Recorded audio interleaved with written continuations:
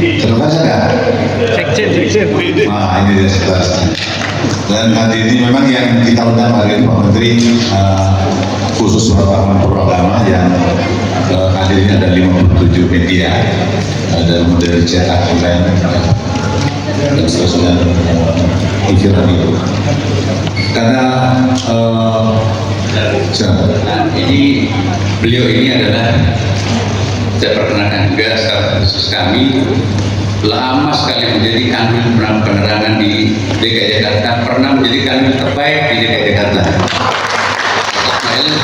Karena hasil terbaik itu maka direkrut menjadi Kominfo waktu itu juga di berbagai eselon 2 dan 1 di situ malam melintas, jadi hafal dunia kewartawanan dan itu sangat memudahkan kami, makanya kami akan sangat bekerja dengan teman-teman adanya faktor ini. Ditambah dengan para biro humas kami, silakan. Ini teman-teman sudah kenal dan sangat berhati. Terima kasih. Pak Menteri, teman-teman juga sudah mempersiapkan press room untuk teman-teman dan mohon kesediaan Pak Menteri untuk meresmikan. Dan satu hal yang perlu saya bocorkan Pak Menteri, mereka mengatakan Menteri yang paling memudahkan wartawan ketika wawancara adalah Menteri Agama. Asal sama wartawan. Saya kenapa? Karena kami tidak perlu banyak berpikir untuk bertanya apa, tapi kami sudah disuruhi semua dengan apa yang kami butuhkan. Saya kira setelah sini kita akan sholat, kemudian makan malam bersama. Nanti mudah-mudahan Pak Menteri berkenan untuk berstop nanti kalau masih ada waktu.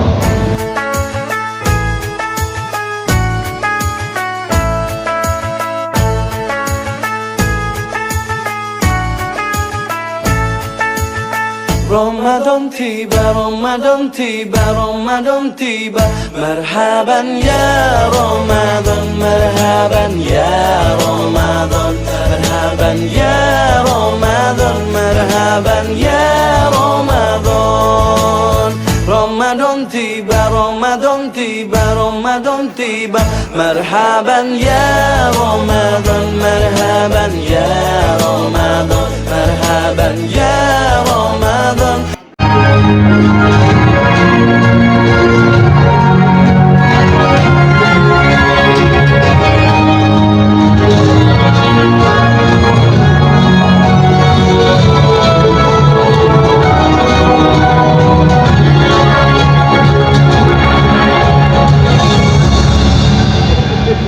Hadirin yang berbahagia, mari kita sambut pembawa acara kita hari ini, Ayu Afni dan Adam Jordan.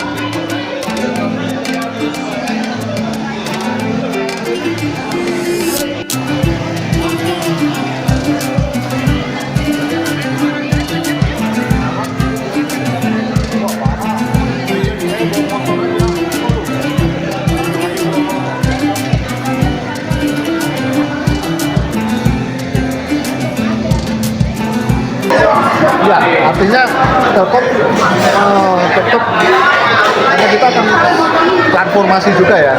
Jadi agenda transformasi harus tetap jalan, gitu ya. Program strategis dengan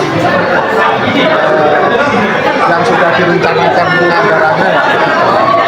Kita melakukan efisiensi di hal-hal yang lebih bersifat overhead lah, gitu ya. Tadi kayak perjalanan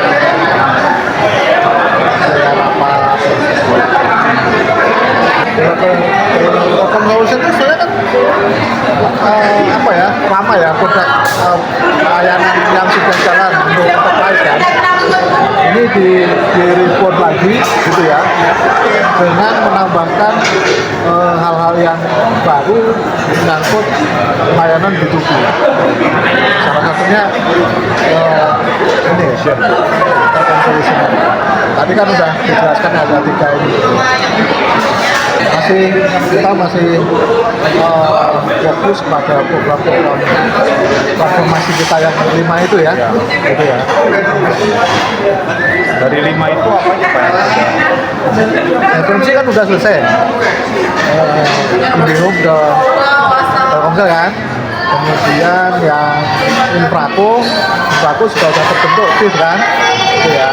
Hingga nanti tahun ini insya Allah pemindahan asetnya. Iya. Terus data center udah jalan terus nih kan. Ya. Termasuk kita sedang mencari partner yang sesuai. Untuk gimana? Hah? Kita sesuai gimana? Ya kita akan kerjasama dengan partner gitu ya. Masih sedang dijajaki lah. Siapa kira-kira partner yang sesuai untuk pengembangan bisnis data center atau B2B IT services. Kita jalan terus gitu ya, bagaimana mendorong bisnis B2B karena Telkom kan fokus ke B2B, Telkomsel yang di B2C ya. Ini salah satunya dengan merespon lah Telkom Solution. Satu lagi Bapako ya, sambil jalan. Itu yang beberapa agendanya sudah kelar dan sedang berjalan. Kalau yang pabrik itu Pak, perkembangan pabrik yang di Sumatera, di Batam apa di mana itu Pak? Di data center. Oh, Kan itu ada di Karawang, sekarang ya, Karawang kan sudah. terus yang di apa itu udah jadi belum Pak? Yang Di Batam. Batam belum. Oh belum. Masih proses. Perkembangannya gimana? Masih proses kapan? Market aku mesti cek dulu ya. Nah, kemarin kan teman-teman DPR meninjau Pak ya? Ya, itu yang di Cikarang. Apa Pak respon beliau dan masukan? Bagus, artinya beliau kan mungkin selama ini belum tahu ya. Mungkin ya sebagian belum tahu lah ya. Data center itu kayak apa gitu ya. Ini kan meninjau langsung. Di dalamnya itu seperti apa, operasionalnya seperti apa. Itu akhirnya anggota komisi 6 ya, 6 itu bisa menilai. Responnya bagus karena memang itu salah satu engine-nya Telkom gitu ya, ke depan gitu ya.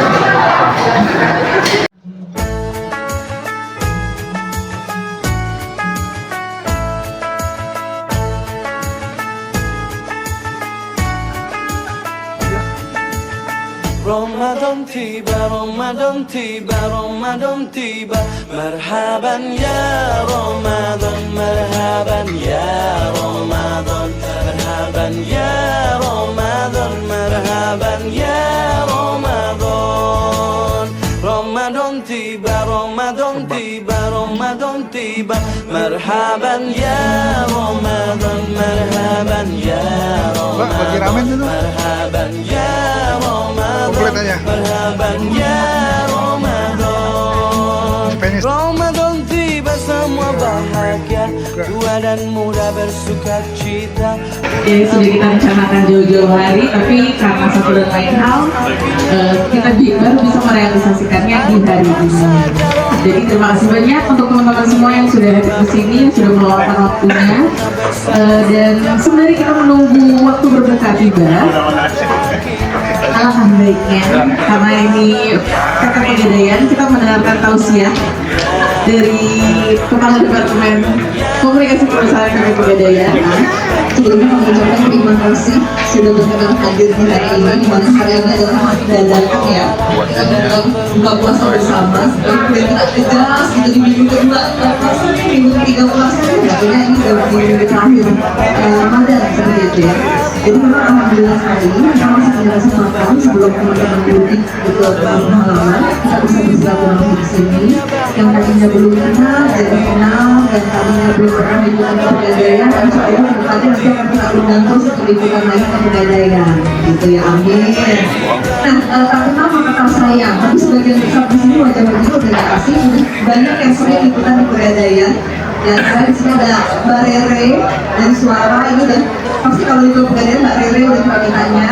Terus ada dari RRI juga Mas Danang, ada Mas Iwan juga dari Berisaku, ada Mas Arif juga dari Media Indonesia, ada dari Solo Post juga yang selalu membuat komen-komen menarik ya, infografis, itu tanya terus masih dari Detikcom, terus mana lagi ya? Ada juga satu wartawan yang sering banget ngecek aku tapi gak pernah ketemu ya. Itu paling banyak nanyanya itu Mas Ferry ya dari Kontramin. Kayak takut jadi profile picture ya. Ingat, abis ini jadi profile picture foto sama aku kali ini. Jadi Mas Ferry ini salah satu jurnalis yang memang langganan menulis soal Pegadaian. Gitu.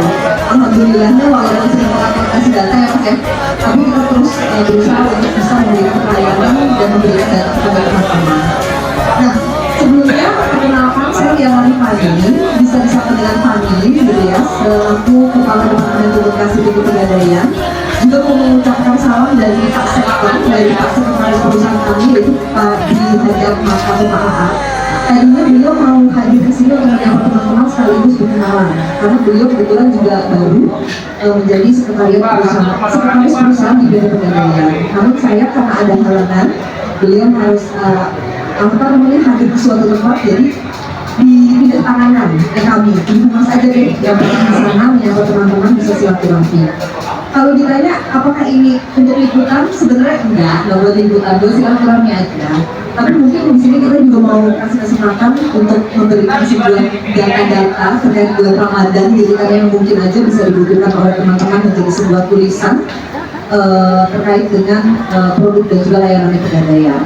Mungkin sedikit cerita di sini teman-teman yang belum pernah ke Pegadaian masih ada yang bertanya-tanya, Bang Mas Pegadaian itu apa sih kemarin diresmiin Pak Prabowo gitu ya? Mungkin ada yang masih bertanya-tanya.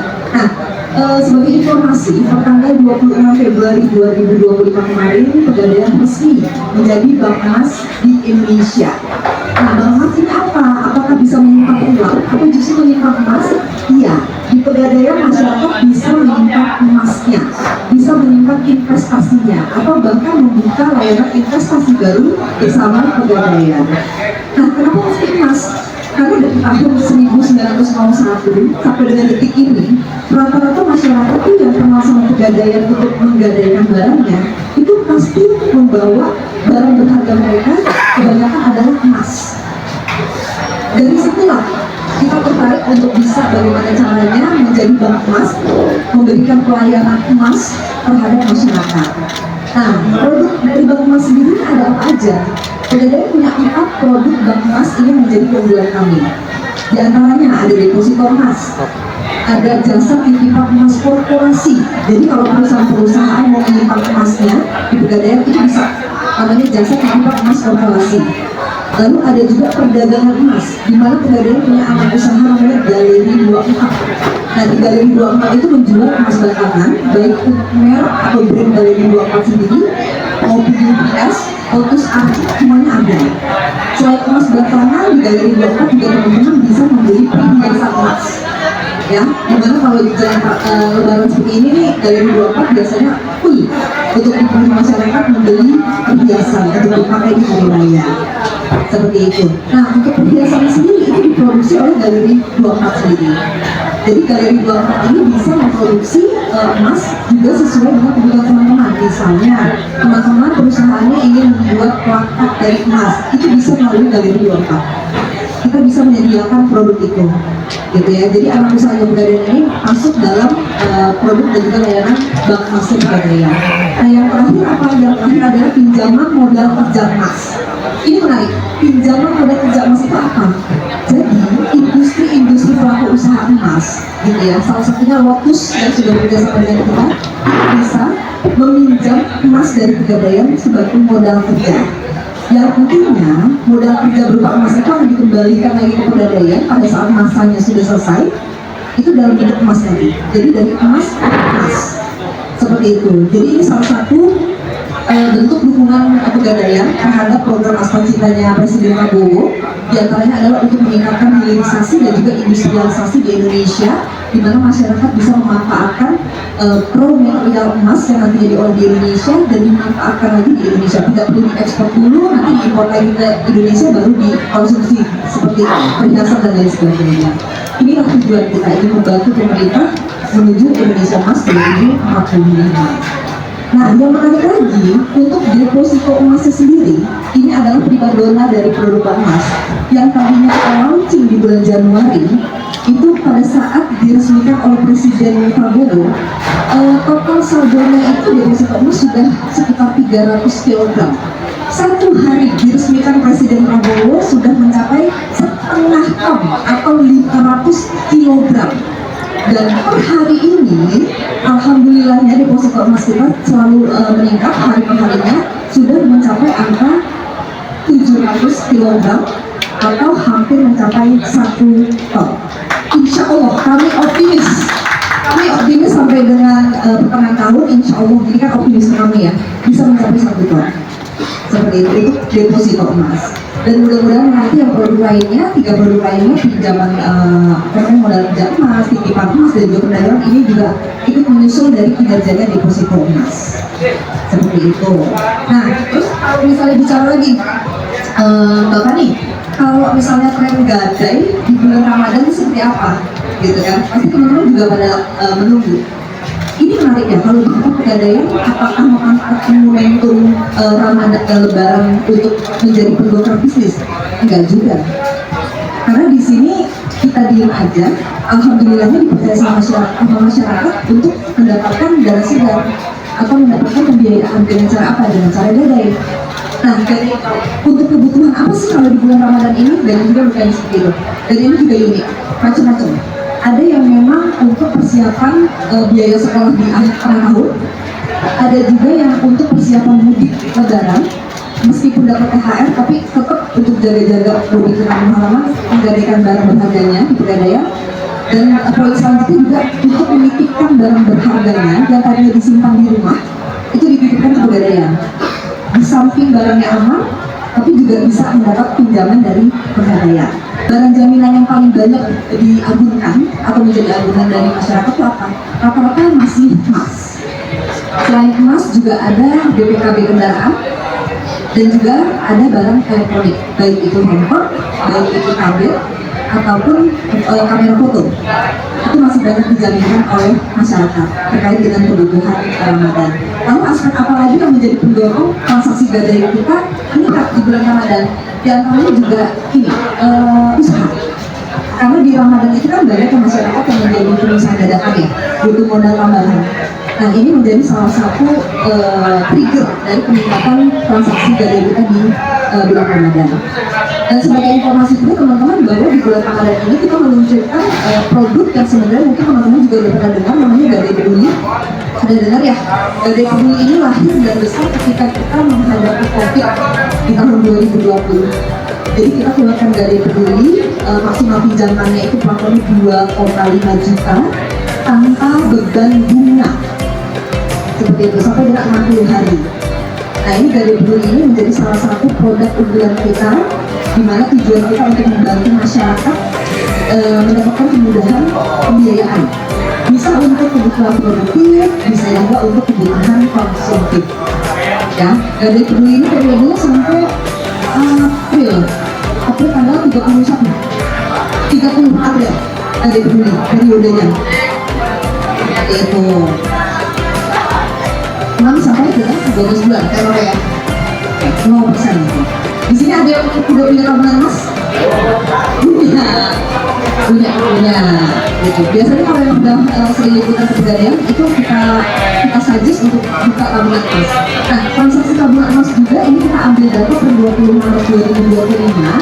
Kalau kita bandingkan di bulan Februari itu tabungan emasnya mengalami lonjakan di bulan Ramadan itu dari 489 kg menjadi 915 kg gitu ya. Jadi dari periode Januari awal tahun 2025 sebesar 489 kg sampai dengan sekarang itu terjadi lonjakan 87,12% menjadi 915 kg.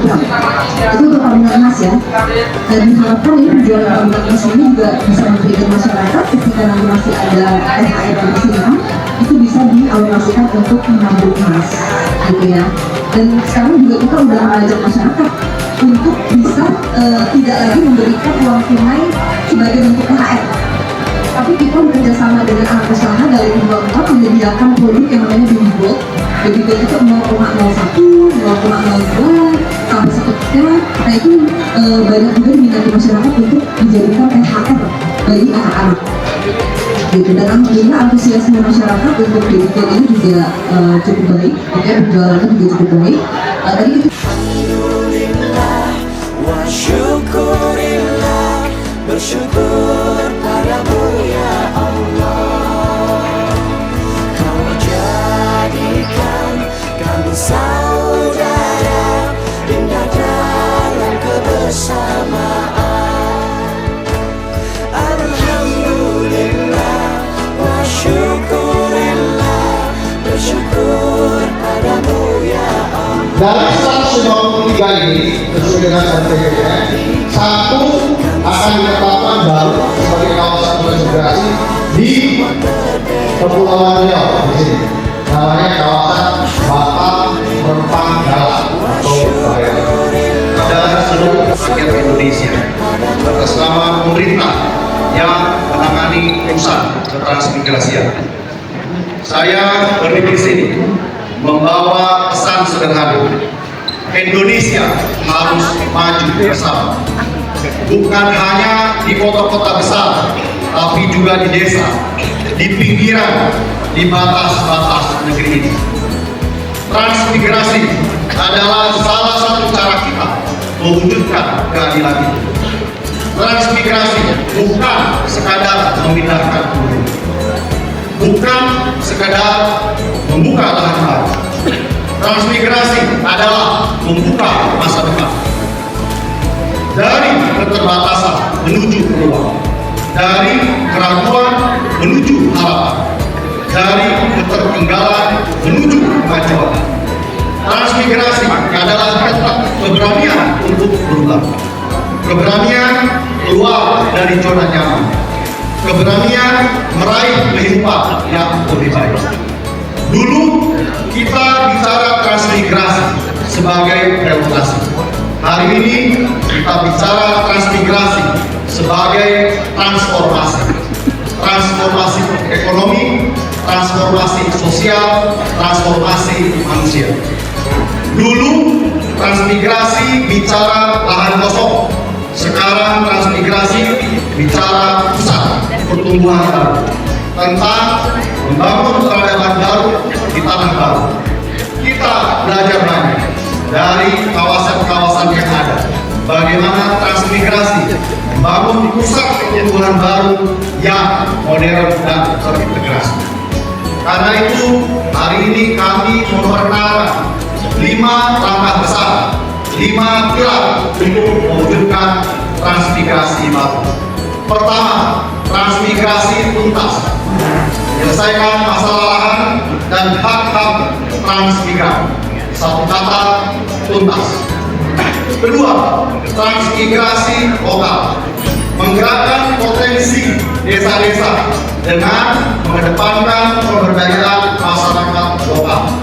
Dari lokal menuju kota baru yang maju dan mandiri. Ketiga, transmigrasi patriot, membangun manusia unggul, cetak patriot yang membangun Indonesia dari tapak kaki sendiri.